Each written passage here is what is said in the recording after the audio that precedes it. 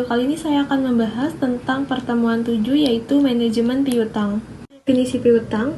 Piutang adalah klaim sejumlah uang, barang, atau jasa kepada pelanggan atau pihak-pihak lain yang timbul karena adanya transaksi penjualan yang dilakukan secara kredit. Kebijakan kredit dengan tujuan mendapatkan laba yang optimal dengan resiko yang minimal. Para ahli, yang pertama, Harry, tahun 2015, piutang adalah mengacu pada sejumlah tagihan yang akan diterima oleh perusahaan, umumnya dalam bentuk kas dari pihak lain, baik secara akibat penyerahan barang dan jasa secara kredit. Kemudian yang kedua, menurut Dwi Martani tahun 2014, piutang dijabarkan oleh beberapa pakar akuntansi yang mendefinisikan piutang merupakan klaim suatu perusahaan pada pihak lain. Tujuan penjualan kredit. Yang pertama, merangsang minat para pelanggan. Yang kedua, menaikkan volume penjualan. Lalu yang ketiga, meningkatkan laba bersih perusahaan. Dan yang keempat, strategi memenangkan persaingan. Risiko penjualan kredit. Yang pertama, tidak terbayarnya piutang. Lalu yang kedua, keterlambatan waktu pembayaran piutang. Faktor-faktor yang mempengaruhi besar kecilnya piutang. Yang pertama, volume penjualan kredit. Yang kedua, syarat pembayaran penjualan kredit. Yang ketiga, ketentuan tentang pembatasan kredit. Yang keempat, kebijakan dalam pengumpulan piutang. Kelima, kebiasaan para pelanggan dalam mengambil potongan atau tidak. Keenam, lama persyaratan kredit.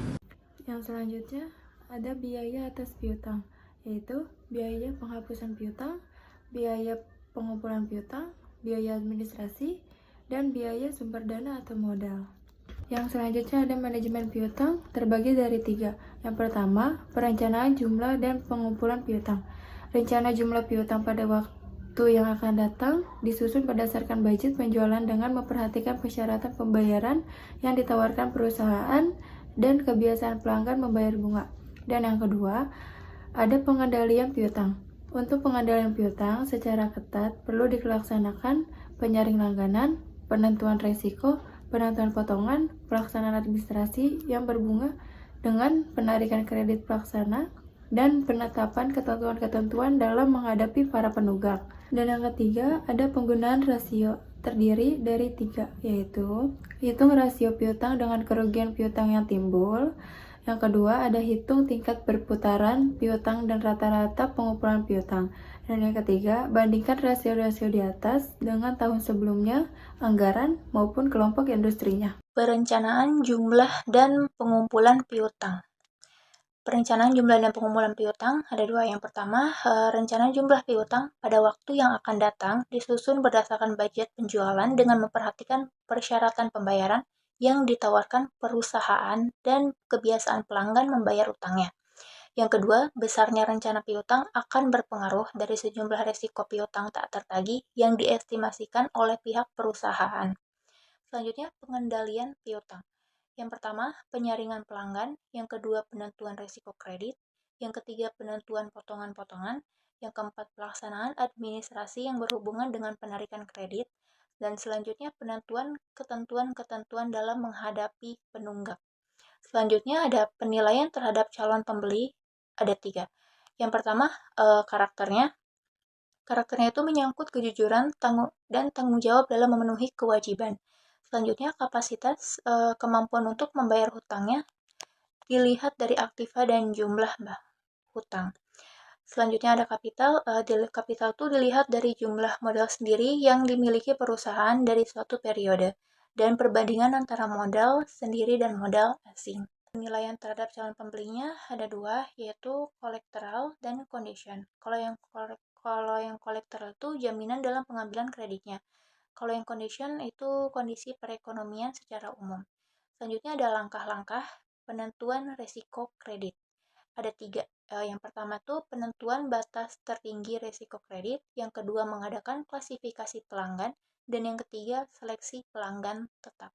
Perputaran piutang merupakan periode waktu terikatnya dana pada piutang. Periode perputaran piutang tergantung dari panjang pendeknya ketentuan waktu yang dipersyaratkan dalam syarat pembayaran kredit. Tingkat perputaran piutang dapat dihitung melalui penjualan neto kredit dibagi dengan rata-rata piutang.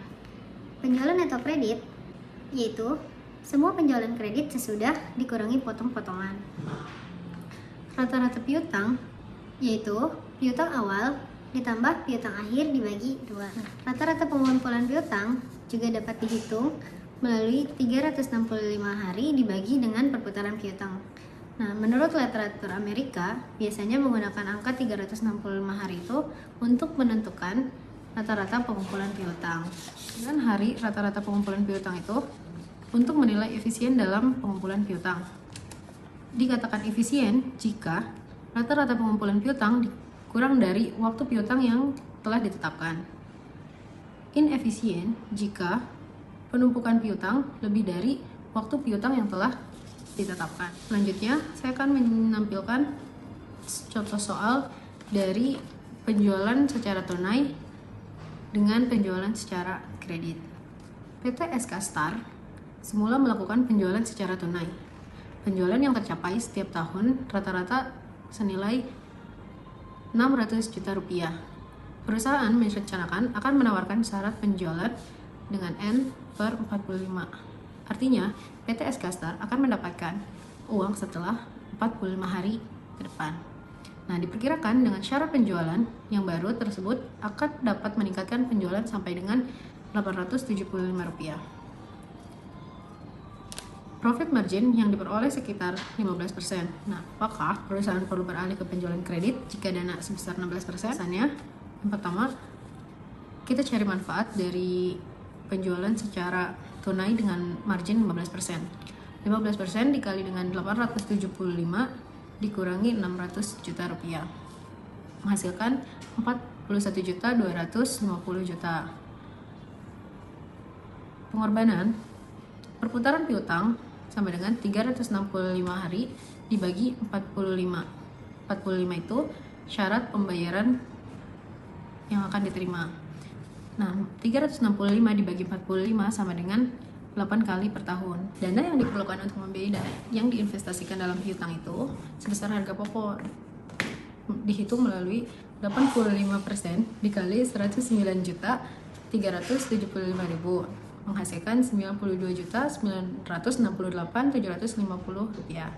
Nah, biaya dana yang harus ditanggung karena memiliki tambahan piutang itu dihitung dari 16% dikali 92.968.750 rupiah sama dengan 14.875.000. Nah, tambahan manfaat bersihnya itu dapat dihitung melalui tambahan keuntungan penjualan secara tunai dikurangi biaya yang harus ditanggung. Nah, 41.250.000 dikurangi 14.875.000 rupiah sama dengan 26.375.000 rupiah. Hanya itu penjelasan dari kelompok kami. Kurang lebihnya mohon maaf. Bila ada pertanyaan bisa tolong tulis di kolom komentar. Nanti akan kita jawab melalui kolom komentar juga. Terima kasih. Assalamualaikum warahmatullahi wabarakatuh.